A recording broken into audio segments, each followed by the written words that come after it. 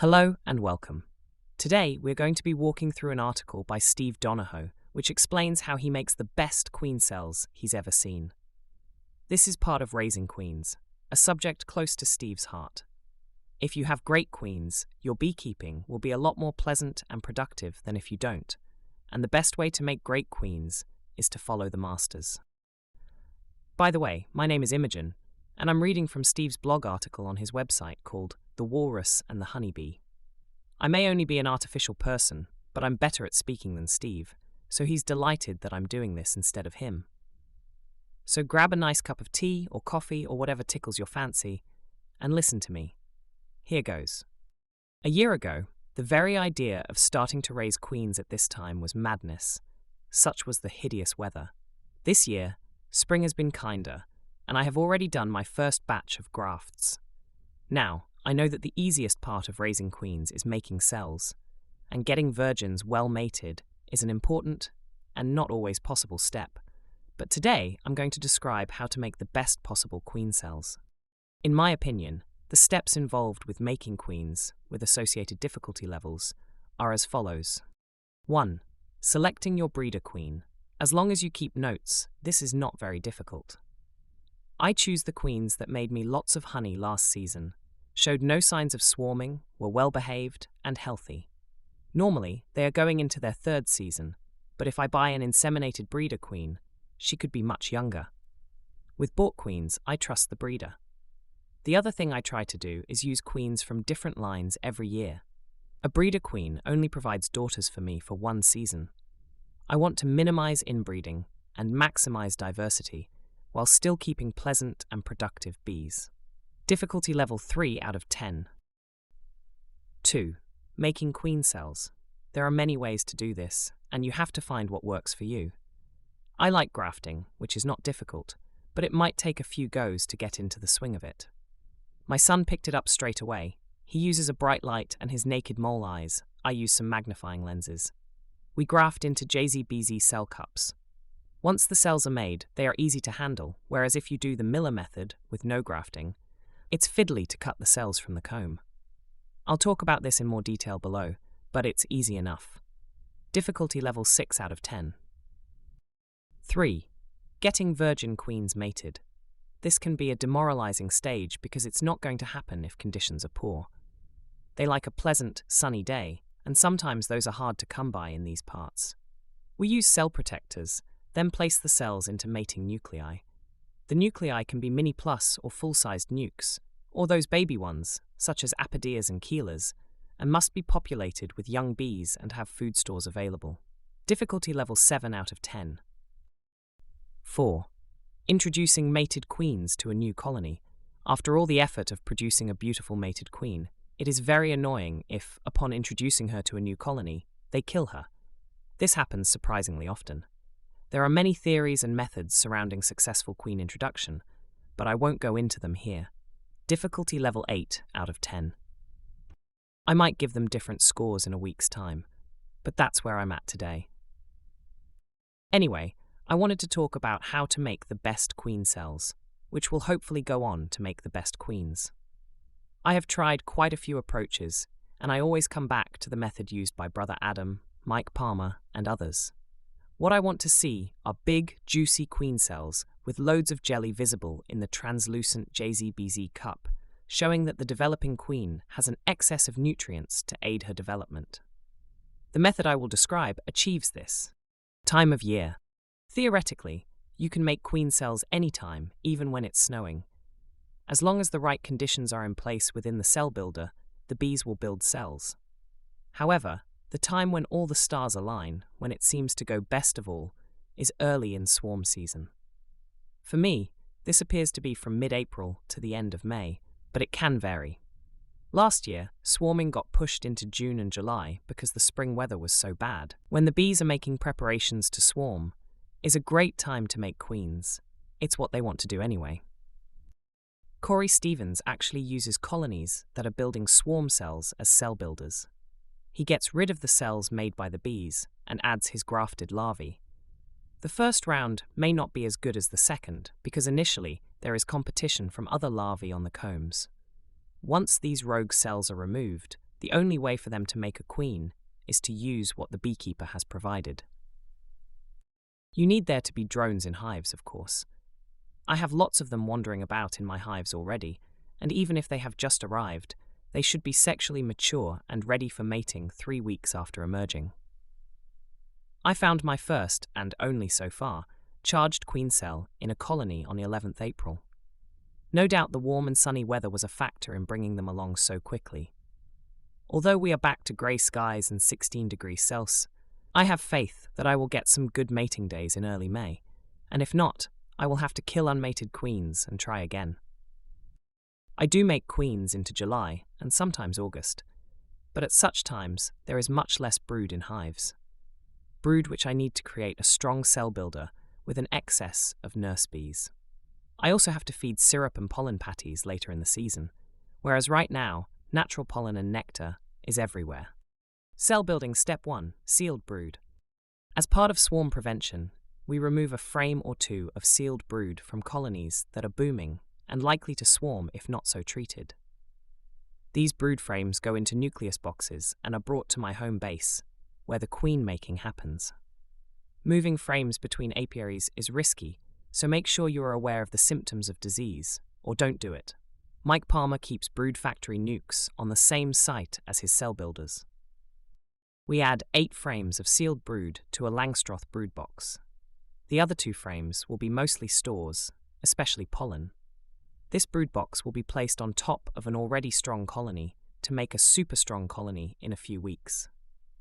Firstly, we go through the colony to make sure that there are no swarm cells and the queen has plenty of laying space. Above that, there is the excluder and 2 supers.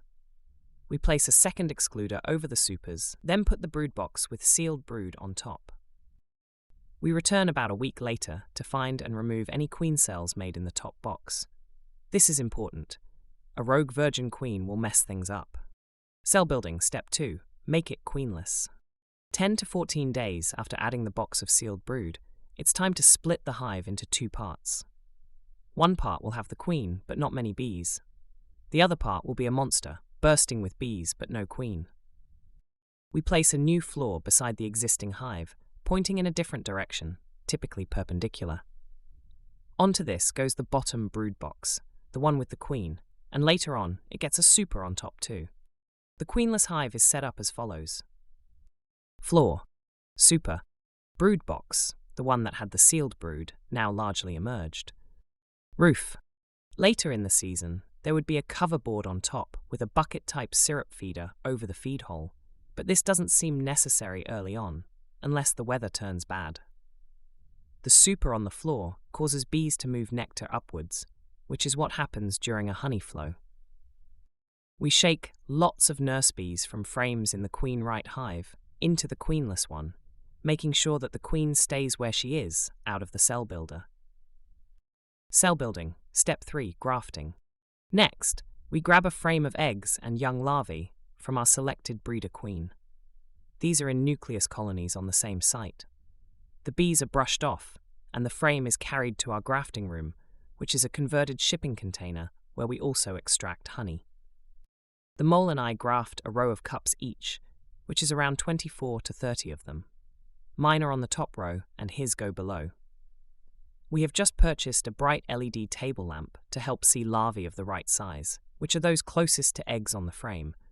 They are less than 1 day old. We use the Chinese grafting tool, or if the comb is soft, a fine paintbrush. The frame of grafted larvae goes into the center of the brood box of the cell builder, with a frame of pollen alongside. The frame from which we grafted the larvae is returned to the breeder queen's colony. Cell building step 4. Recombine. We take a sneak peek at the grafting frame after 3 days to make sure that queen cells are being made. If all goes well, we will have at least 80% success, which means around 20 to 24 big, fat, gorgeous queen cells. Next, we recombine the colony. The brood box to the side, with the queen, returns to its original place on the original floor. Then the excluder, then the supers, the other excluder, and the brood box at the top with the cells in it. Cell building step 5, incubator. On the 8th day after grafting, we remove the grafting frame, brush off the bees, and carefully carry the delicate cells to the incubator. We have a carousel portable incubator for moving cells, which keeps them warm. Each cell goes into a roller cage, which goes into a layer of foam in the incubator tray, which has holes in it, so that the roller cages can stand up in the holes. The incubator temperature is 34.5 degrees Celsius, and we put some water in a tray at the bottom to keep up the humidity, 60 to 80%. Cell building, back to step 1. At this point, we can do it all again. Split the hive into a small queen right one to the side, and a strong cell builder into which the next round of grafts can go. Another 24 to 30 larvae to make 20 to 24 cells. This can be kept going for a bit, but after the second round, you really need to add more sealed brood, and the top box is beginning to get some honey stored in it. I normally stop after the second round and just allow this giant colony to make an enormous honey crop. I set up another cell builder later on, once my new queens have got mated and moved to full-sized nukes or hives. Cell building, step 6, mating nukes. 2 days after going to the incubator, the cells get moved to the mating apiary and placed in nukes with a cell protector, the orange plastic ones made by JZBZ. The nukes are small queenless colonies which have bees, stores, and often brood. We break up our overwintered mini plus towers into single boxes, each with bees, brood, and stores. We may also put a queen cell into a nuke made up from spare brood and bees taken from strong colonies. I may sometimes even resort to using Keeler nukes if I have more cells than I know what to do with. However, I would rather use the cells to requeen any colonies that have made swarm cells, or those with old queens, in their 3rd season. If a colony is going to swarm, I remove the queen in a nuke, destroy all swarm cells, and add a cell from the incubator. It must be protected. Based on Corey Stevens' experience, I could use that colony as a cell builder if required. We will collect the royal jelly from the destroyed swarm cells and freeze it for later use, maybe. That's the plan anyway. Oh, and sometimes stuff happens, and I get to the incubator later than planned, and I find emerging virgin queens. I quite like them, but introduction to established mating nukes can be a problem. A protected cell works, virgins can get killed. Virgins are probably best introduced to full-size nukes or hives, which have been rendered hopelessly queenless. The good thing about virgins is that you can examine them to ensure that they are large and healthy. Sometimes good-looking queen cells do not contain viable queens. J. Smith, 1871 to 1958. In his book, Better Queens, J. Smith described how he found a way to make the very best queen cells. After producing thousands of queens by grafting, he eventually came to the view that better cells could be made by cutting a row of eggs from a comb and sticking it to a top bar, which could be used instead of grafted larvae. I tried this once and made a right pig's ear of it, so I'm happy with grafting. Final thoughts. It might be argued that using one of those Genta or cup kit systems should achieve a similar result, as queens could be made from eggs rather than young larvae.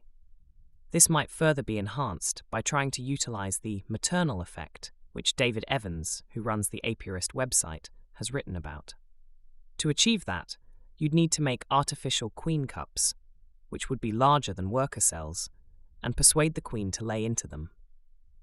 I know that you can make good queens using smaller cell builders than the gigantic one that I have described above. However, I know from my experience, and that of Brother Adam, Mike Palmer, and Jay Smith, that the best cells come from a colony that is on the edge of swarming. If they are bursting with young bees, with plenty of good nutrition, they make better cells. They just do. Of course, if you don't want 50-plus queens and you don't have many colonies, this won't be for you. There are plenty of small-scale approaches, but this is the one that I have found to be the best for me. I also know people who use smaller cell builders, typically 5 frames over 5 in a double nuke, with great commercial success, and they know more about queen production than I do. So there are plenty of options. That's the end of this podcast. I hope you learned something that will help with your queen rearing. Please share this with other beekeepers, and have a great week. Bye for now.